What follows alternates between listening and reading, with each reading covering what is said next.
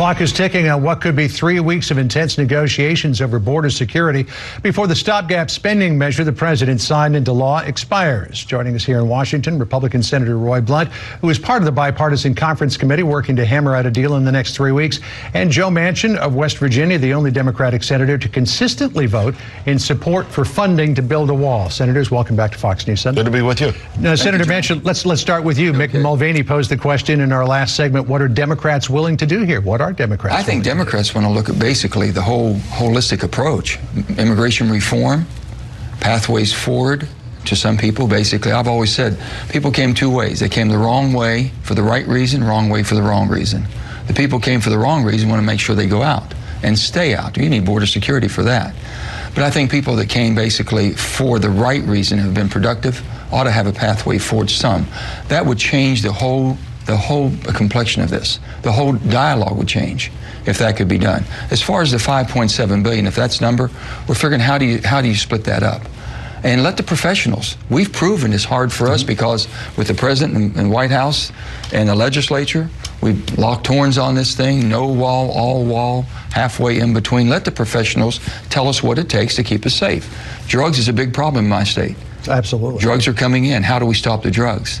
People that basically, the terrorists, and everything has been reported. I don't know. I would talk to Will Hurd and ask Will, are you having that problem in Texas?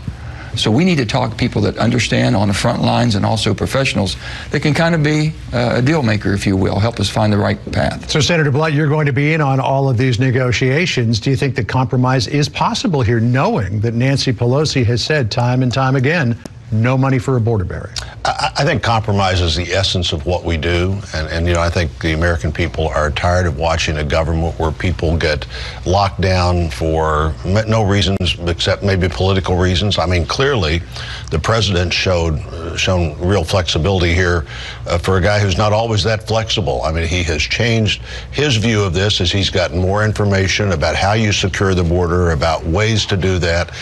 We have consistently said that barriers were part of that. The president went from talking about a wall along the entire southern border at one point during the campaign as part of a campaign discussion to, well, let's have barriers where they work and let's have something else where barriers wouldn't work as well. 4 presidents have built barriers.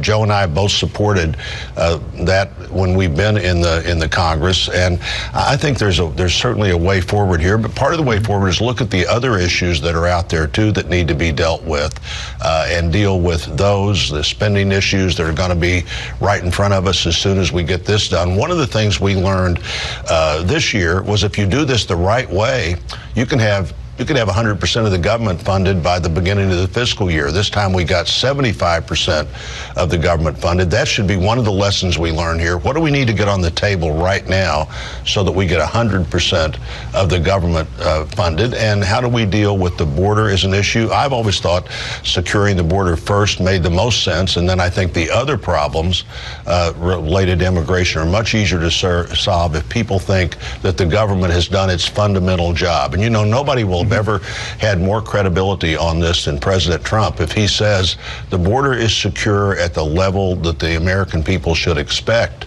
Then the other discussions about what are the legitimate workforce needs of the country, what do you do with people who came or stayed illegally? About half the people not legally here came legally and then decided, gee, we're in the United States of America, this is a great place to be, let's just not go back. Sounds like you've got a lot to talk about in the next we do in the next 19 days. These are not new issues. Is the other point, John. These are not issues that members of Congress don't know a lot about. There's nothing we're going to learn, frankly, in the next 3 weeks. We don't know right now. So let's get started. Let's find solutions. Let's not continue to disappoint the people we work for by not showing the ability to work together. And Ronald Reagan learned back in the 1980s the dangers of cutting a deal on one part of immigration before you get security. One thing about that. In 2013, we passed a major immigration reform bipartisan bill. Which took everything. It was a holistic approach. It was security, $44 billion for security.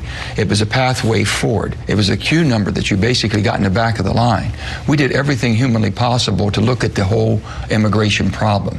So, and on top of that, nobody, if they went through 10 years of doing everything they were supposed to do, learn English, basically get a job, pay taxes, get in the back of the line. When your time came, you still couldn't be a citizen until we had the total border secured. Sure.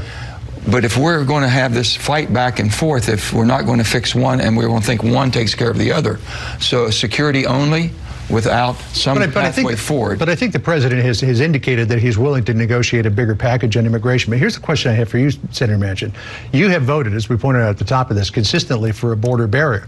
Many of your Democratic colleagues, Nancy Pelosi in particular, don't want to have anything to do with that. What do you know that they don't see about a border barrier? The only thing I know is I had 800,000 people that were furloughed, were not getting paid. I had 12,000 in West Virginia.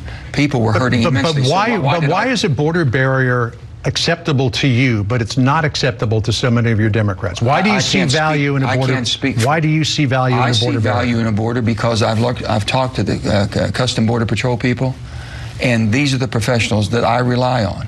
They've showed me and told me what needs to be done. There needs to be some. We already have 600 plus miles of some type of... So why is that lost on all of your colleagues? Well, I think it's lost because now it seems like the border is going to protect us within 700 miles or so of wall or a fencing or whatever, I'll call it a secured structure, is going to be the catch-all, do-all. That's not the case. There's an awful lot more. We can stop most of our ports of entry is where all of our drugs are coming through. Can't we have the screening, the new sensors, things of that sort? Ports of entry where our big container ships? But isn't that what the president is proposing? Like a package that includes all of that? You know, Senator Manchin, we are good friends. He's been consistent on this. I frankly think, and this is his position has been consistent, many of the Democrats in the last few months have looked at the president making this a big issue in his campaign, and they've decided, well, we can't be for that anymore. 2013, virtually every Democrat who's still in the Senate voted for 700 miles of barriers and a whole lot more money than anybody's talking about right now. Speaker Pelosi has been for barriers in the past. You know, the whole idea that somehow 650 or 700 miles of barriers are appropriate, but 702 miles are immoral, that is a incredibly interesting place to draw your line about what's moral and what's not moral. I think this debate got way too political. I do think, let me say again, I think the president has shown more willingness to move so far than others have, but we need to solve this. We need to solve it in 3 months. It may look like right now that the Speaker Pelosi got what she wanted, open the government again and we'll talk. The we'll talk part of that now is where we really are going to see the Speaker either step up and talk along with Senator Schumer or find out that we'll talk really didn't mean anything. It just meant give us what we want and then you're not going to get what you want. You talked to the president a lot in December heading into the Christmas holiday just before the shutdown. What were you telling him then? Well, basically we talked. I didn't think this would ever happen. I said, for the first time, Mr. President, you've got 6 bills ready to go. Totally unanimous consent that we all voted on. Mitch McConnell put it forward. The breakdown came, basically the request for the fiscal year 2019 budget for the Homeland Security was $1.6 billion. That was appropriated. Then it went to the House, and the House bumped it up to 5. Then it became in contention. So they were going to put that one on a 30-day, or let's say to February the 8th, and put that at 1.3 continuing resolution, and then fight that one out. I thought that's exactly where the president would go. He got pushed from the base. He jumped up and says, no, we're not going to. Never before have I ever seen when we all agreed unanimously on 6 bills that would have kept 90% of the government open, 96% of all money flowing for the government to operate, and hold that hostage, and so much harm was done. I don't know if anyone realized in the White House or the president how that would react, and I think they saw the pushback. We can't go down this road again. Well, we need to find a pathway on the forward. $1.6 billion, which frankly is what the administration asked for this time last year, $1.6 billion. That clearly included walls or barriers or whatever. I think surely we can deal with the semantics of this, then the House stepped in with a much bigger number. The president liked that number better. Yeah. But 5.7, I would say it's better than 1.6. Exactly, and lots of Democrats, John, in the last week put 5.7 out there as a number they were willing to do. They just wanted to be a little more specific about how you do this. You know, under President George W. Bush, we had a major move going toward a virtual wall for the parts of the barrier of the border that the president now says needs something like a virtual wall rather than an actual wall. Well, he says he uses the word smart walls, but look, there's the clock is running, so time is running out. Time's running out on us. Time is running. That's right. But Senator Blunt, the president has threatened either another government shutdown or an emergency declaration at the end of this if he doesn't get what he's looking for. You have said, quote, shutdowns are bad politics and even worse government, and on an emergency declaration, that precedent could create real problems in the future on other issues. Right. So, I mean, are we looking at? My guess is that after 35 days of this, the president also thinks shutdowns are not such great politics and bad government. I think I just heard Mick Mulvaney say the same thing.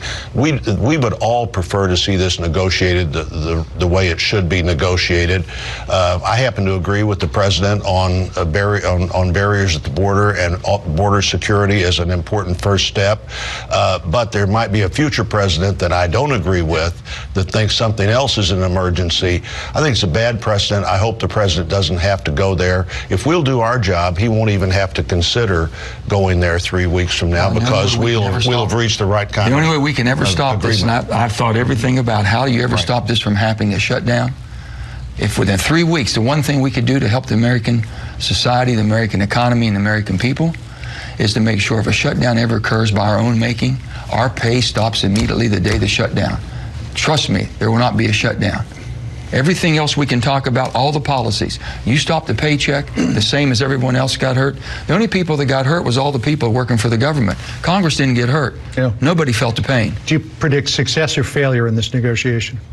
I'm reasonably optimistic. I think we've all seen everybody step out into the new world we're in. Republican Senate, Democrat House, new Speaker, Republican President. The initial touching of the gloves was not producing the kind of result that we need to produce here. So I'm optimistic, and we need to work hard to see that we find how we can solve this in a way that the president gets what he needs, but the American people fundamentally get the government that they deserve. Well, we will see. I mean, the very fact that we got you two on together this morning is maybe a good start. And we both want the same thing. We want our borders to be safe and secure.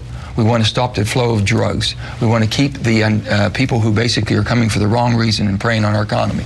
Keep them out. And when you take them out, make sure they don't come back. All these things are set. But there's a people that need a pathway forward that have been very productive. And there should be some compassion towards that. We will see where this goes. Senator Blunt, Senator Manchin, good to have you on this morning. Thank you.